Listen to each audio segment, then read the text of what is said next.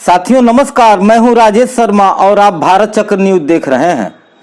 ब्रजभूषण शरण सिंह पर यौन उत्पीड़न का आरोप लगाने वाली महिला पहलवानों ने अब एक और बड़ा आरोप लगा दिया है।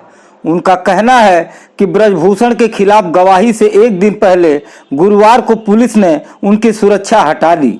इस बात को लेकर अवगत कराए जाने पर अदालत ने सुरक्षा देने के लिए पुलिस को कड़े निर्देश जारी किए। ब्रजभूषण के खिलाफ 6 महिला पहलवानों के कथित यौन उत्पीड़न, मारपीट और पीछा करने के आरोप में 1500 पन्नों की चार्जशीट में 4 राज्यों के कम से कम 22 गवाहों के बयानों का उल्लेख किया गया है। इनमें पहलवान, एक रेफरी, एक कोच और एक फिजियोथेरेपिस्ट भी शामिल है। इन्होंने आरोपों की पुष्टि की है। महिला पहलवानों की सुरक्षा को हटाए जाने को लेकर विनेश फोगाट ने भी ट्वीट किया है। उन्होंने कहा, जिन महिला पहलवानों की ब्रजभूषण के खिलाफ कोर्ट में गवाहियां होने वाली हैं, दिल्ली पुलिस ने उनकी सुरक्षा हटा ली है। तत्कालीन भाजपा सांसद और भारतीय कुश्ती महासंघ के प्रमुख ब्रजभूषण शरण सिंह पर यौन उत्पीड़न का आरोप लगाने वाली महिला पहलवानों ने गुरुवार को दिल्ली की एक अदालत का दरवाजा खटखटाया और कहा कि उनमें से एक को ट्रायल कोर्ट में ब्रजभूषण के खिलाफ गवाही देने से एक दिन पहले ही उनकी पुलिस सुरक्षा वापस ले ली गई।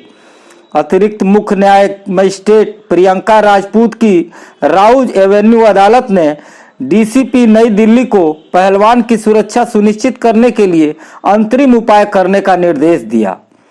इंडियन एक्सप्रेस की रिपोर्ट के अनुसार इसने डीसीपी को अगली सुनवाई की तारीख शुक्रवार को पहलवानों की सुरक्षा वापस लेने के लिए कारणों के बारे में एक विस्तृत रिपोर्ट दाखिल करने का निर्देश दिया। इसके साथ ही अदालत ने कहा कि शिकायतकर्ता की सुरक्षा सुनिश्चित करने के लिए एक अंतरिम उपाय के रूप में संबंधित डीसीपी को निर्देश दिया जाता है कि वह उसकी गवाही पूरी होने तक और इस अदालत के अगले आदेश तक उसकी सुरक्षा के लिए तत्काल और उचित व्यवस्था करे। इसकी सफाई में एक्स पर एक पोस्ट में नई दिल्ली के डीसीपी ने गुरुवार को कहा, पहलवानों को दी गई सुरक्षा वापस नहीं ली गई है। भविष्य में हरियाणा पुलिस से यह जिम्मेदारी लेने का अनुरोध करने का निर्णय लिया गया है, क्योंकि सुरक्षा वाले व्यक्ति आमतौर पर वहीं रहते हैं। दिल्ली पुलिस के पीएसओ ने इस निर्णय को गलत समझा और आज रिपोर्ट करने में देरी कर दी। स्थिति को सुधार लिया गया है। सुरक्षा कवर जारी है। ब्रजभूषण सिंह के खिलाफ आरोप पत्र दायर किए जाने के 1 साल से अधिक समय बाद जुलाई में मामले की सुनवाई शुरू हुई। इस साल मई में अदालत ने उनके खिलाफ आईपीसी की धारा 354 महिला की गरिमा को ठेस पहुंचाने के इरादे से उस पर हमला या आपराधिक बल का प्रयोग और 354A यानी यौन उत्पीड़न के तहत आरोप तय किए गए थे। ब्रजभूषण शरण सिंह पर महिला पहलवानों ने गंभीर आरोप लगाए हैं। महिला पहलवानों से यौन उत्पीड़न को लेकर दिल्ली पुलिस की चार्जशीट में कैसरगंज से बीजेपी सांसद रहे ब्रजभूषण पर यौन उत्पीड़न, छेड़छाड़ और महिला पहलवानों का पीछा करने का आरोप लगाया गया था।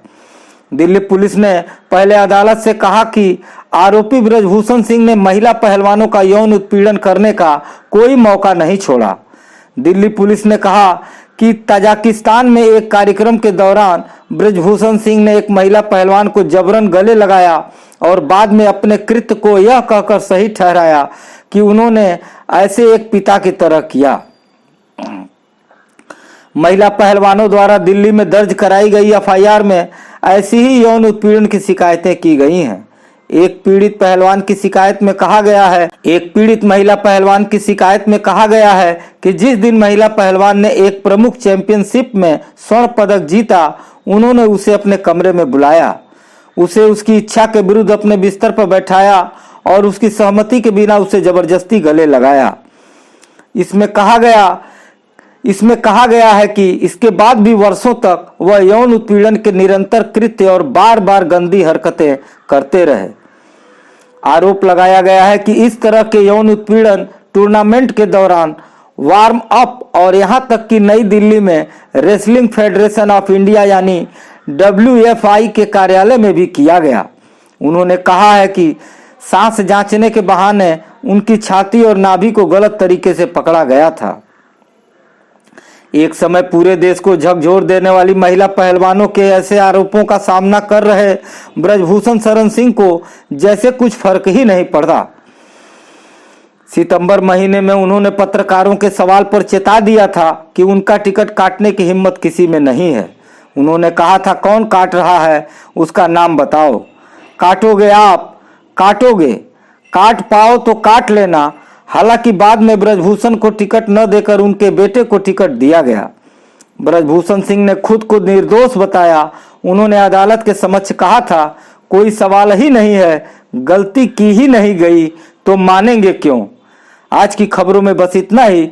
कल फिर मिलते हैं देश दुनिया की बड़ी खबरों के साथ। आप देखते रहिए भारत चक्र न्यूज। नमस्कार, जय हिंद।